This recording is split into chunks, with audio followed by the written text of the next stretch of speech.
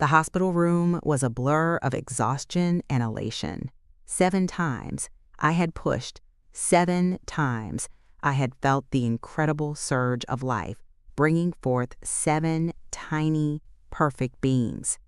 My body was spent, but my heart was soaring, filled with a love so vast it threatened to burst. But as the last cry faded, replaced by the gentle murmurs of the nurses, a sudden, suffocating pressure descended. He stood there, not by my side, not marveling at the new lives we had created, but beside my head, his hand gripping the pillow, forcing it down over my face. My heart, still reeling from the miracle of birth, was now being shattered by his act, a brutal assault on the fragile happiness that had just begun to bloom. My pain, my exhaustion, my very breath, dismissed with a single, cruel gesture. The burning question wasn't what had just happened, but why.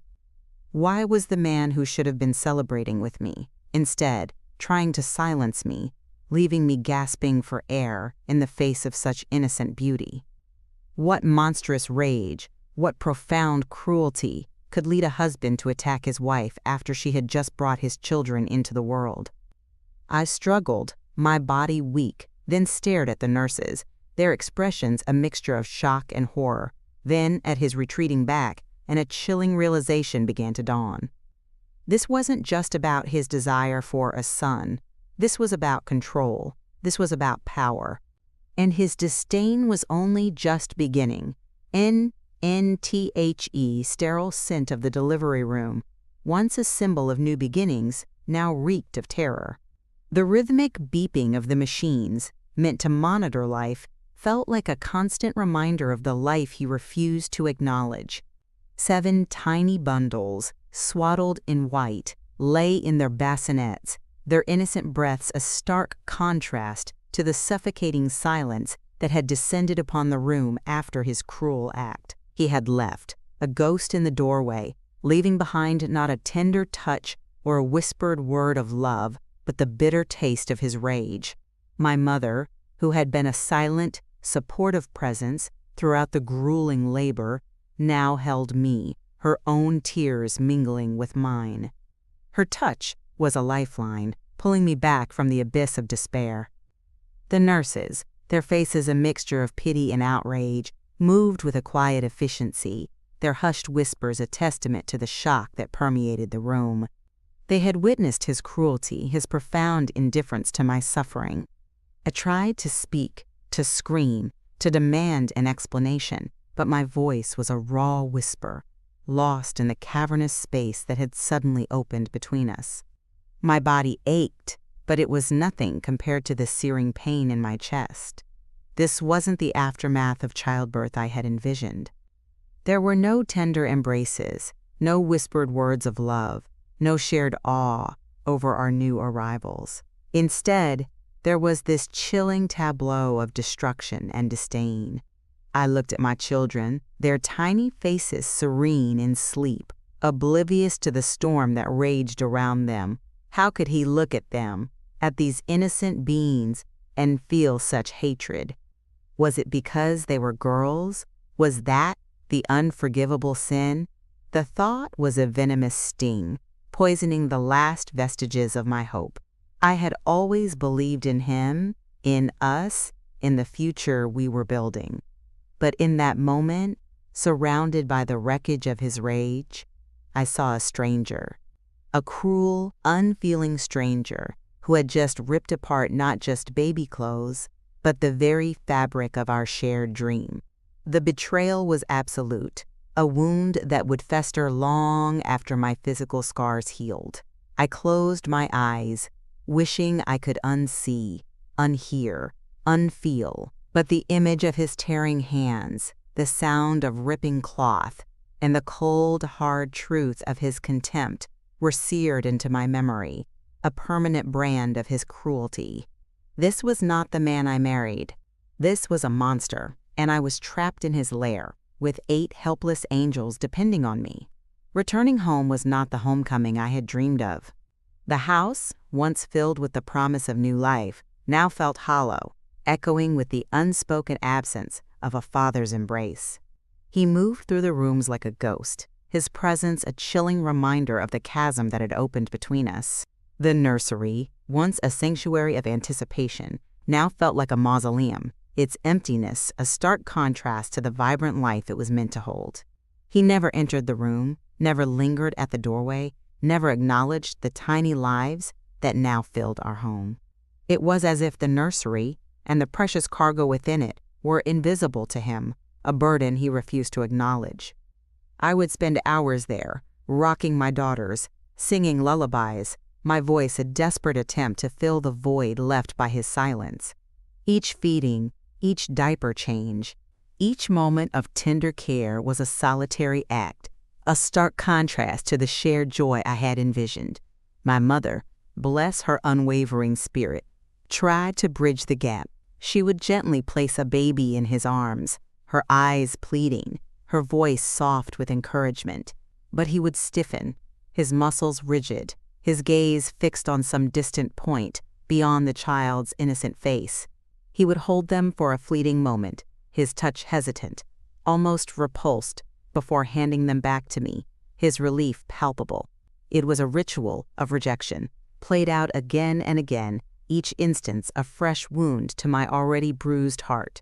The empty cradle of his affection was a constant ache, a reminder of the love that was withheld, the connection that was denied. I watched my daughters, their tiny hands reaching out, their eyes searching for a warmth that never came from him. How long would it be before they noticed, before they understood the silent rejection that permeated our home? The thought was a chilling premonition, a fear that gnawed at me day and night. I had to protect them, to shield them from the pain of his indifference. But how do you shield a child from the absence of a father's love? The house, once a symbol of our shared future, now felt like a cage, and I was trapped within its walls, with 7 innocent souls depending on me. The empty cradle was not just a physical space, it was a metaphor for the emotional void that threatened to consume us all. But I would not let it. I would fill that void with my love, with my strength, with my unwavering devotion. For them, I would be both mother and father, a fortress against the cold reality of his absence. The world outside our home became a mirror reflecting his silent scrutiny. Every outing, every visit, every interaction was tinged with the unspoken judgment of others. Neighbors would offer sympathetic glances, their eyes lingering on my 7 daughters, then subtly shifting to him, a silent question hanging in the air. Friends would offer well-meaning advice, their words carefully chosen, avoiding any direct mention of his coldness, yet their concern was palpable. I felt like I was living under a microscope, every move, every decision, every interaction scrutinized for signs of distress, for evidence of the unspoken truth. He, meanwhile, maintained his facade of normalcy, a master of deception. In public, he would offer a perfunctory smile, a fleeting touch, just enough to deflect suspicion, to maintain the illusion of a loving family. But I knew the truth, the chilling reality that lay beneath the surface. His public displays were a performance, a carefully choreographed act designed to protect his image, not to nurture his family. The silent scrutiny of others was a constant reminder of my isolation, of the burden I carried alone. I longed to confide, to scream, to expose the truth of his cruelty, but fear held me captive, not for myself, but for my daughters. What would happen if I shattered the illusion? What further wrath would his exposed ego unleash upon us? I had seen the darkness in his eyes, the chilling indifference that bordered on cruelty. I knew, instinctively, that he was capable of anything. My mother, ever vigilant, tried to offer a shield, her presence a silent defiance against the unspoken judgments. She would hold my hand, her touch a silent reassurance, her eyes conveying a message of unwavering support. "Let them talk, my love," she would whisper. "Their words cannot touch your truth, but their words, their glances, their silent scrutiny chipped away at my resolve, eroding my confidence, making me question my own sanity. Was I overreacting? Was I imagining his coldness? No. The answer was a resounding no. The pain was too real, the void too vast.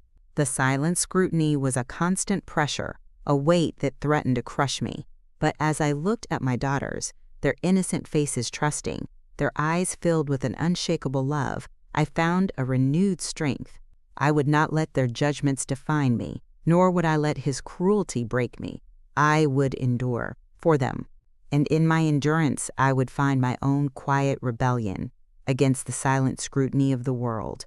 Silent scrutiny, once a source of shame, slowly began to transform into a catalyst for rebellion. The whispers of concern from friends and family, once a painful reminder of my isolation, now became seeds of defiance, germinating in the fertile ground of my growing anger. I started to notice the subtle acts of kindness, the quiet gestures of support that had always been there, but which I had been too consumed by my own pain to fully appreciate. A neighbor offering to babysit, a friend in bringing over a home-cooked meal, a relative sending a thoughtful gift for the girls.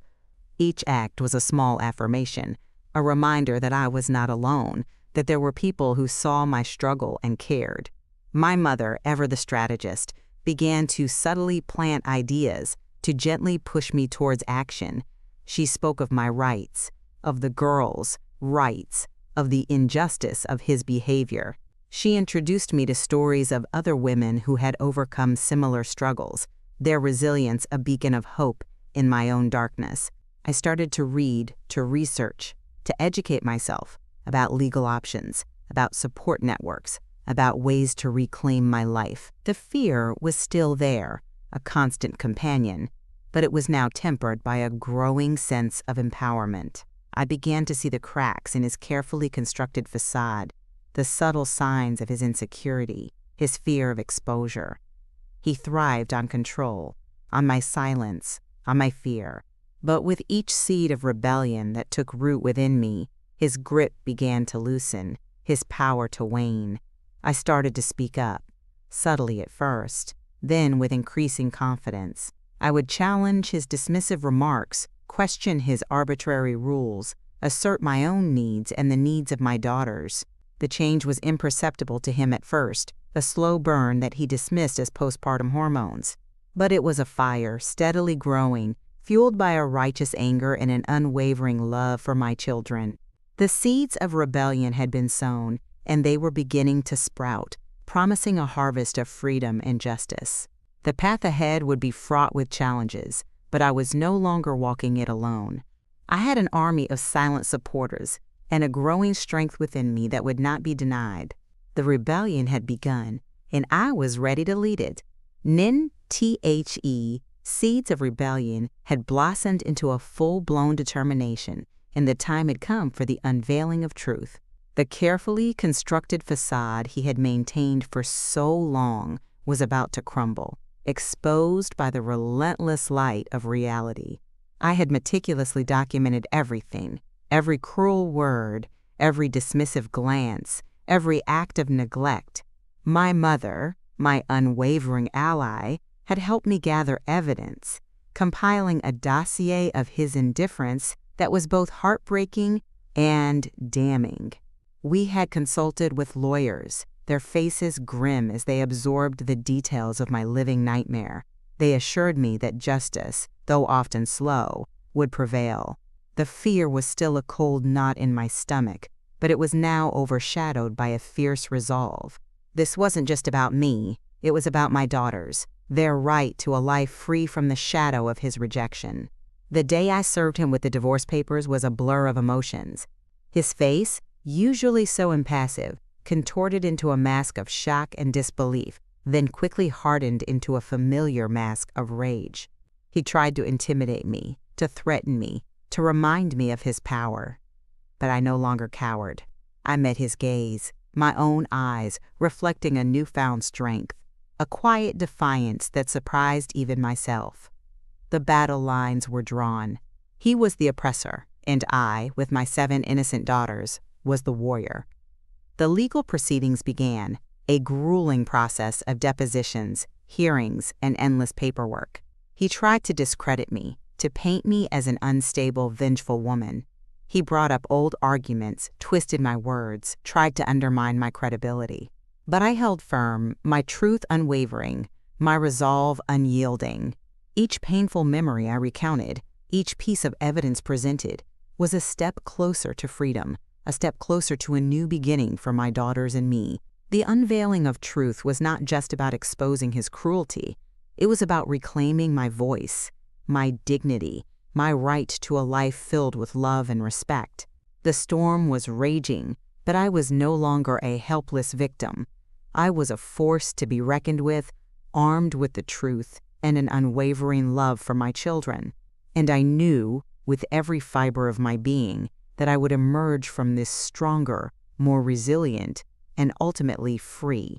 NNTHE courtroom, a sterile arena of legal battles, became the stage for the verdict of the heart.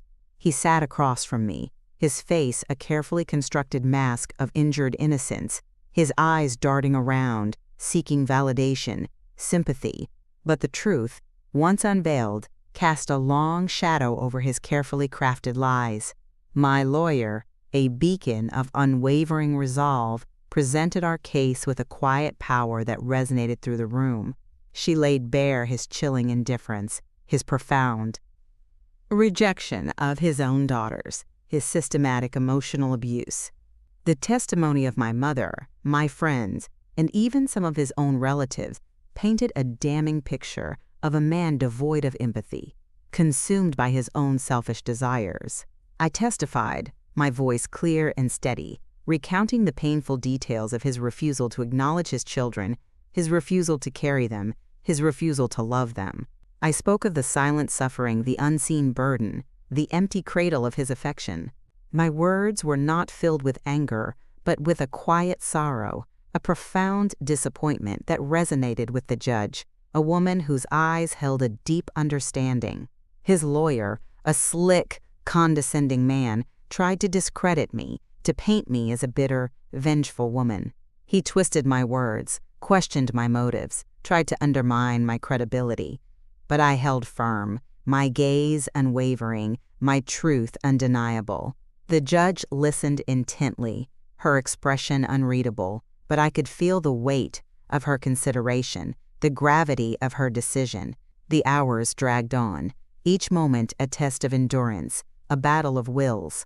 But through it all, I held on to the image of my daughters, their faces a constant reminder of what I was fighting for. The verdict, when it finally came, was not just a legal pronouncement. It was a verdict of the heart. He was found guilty, not just in the eyes of the law, but in the eyes of humanity. His lies were shattered, his cruelty exposed, his indifference laid bare for all to see. The reckoning was complete, and for the first time in a long time, I could breathe freely, the suffocating weight lifted from my chest. The battle was won, but the war for healing had just begun. And I knew, with a certainty that transcended all doubt, that my daughters and I would emerge from this stronger, more resilient, and ultimately free. NNTHE courtroom doors closed behind me, and the sunlight, once a distant memory, now felt like a warm embrace. The verdict had been delivered, a resounding affirmation of justice, a declaration of my freedom. He was gone from my life, his shadow banished, his power over me shattered. The relief was immense, a physical lightness that made me feel as if I could float. But it wasn't just relief, it was a profound sense of peace, a quiet joy that settled deep within my soul. My mother was there, her arms open, her eyes brimming with tears of pride and love. We embraced a silent communion of shared struggle and hard-won victory. The journey had been long and arduous, filled with pain, fear, and uncertainty. But we had emerged, bruised but not broken, stronger than ever before. Returning home, the house no longer felt like a prison.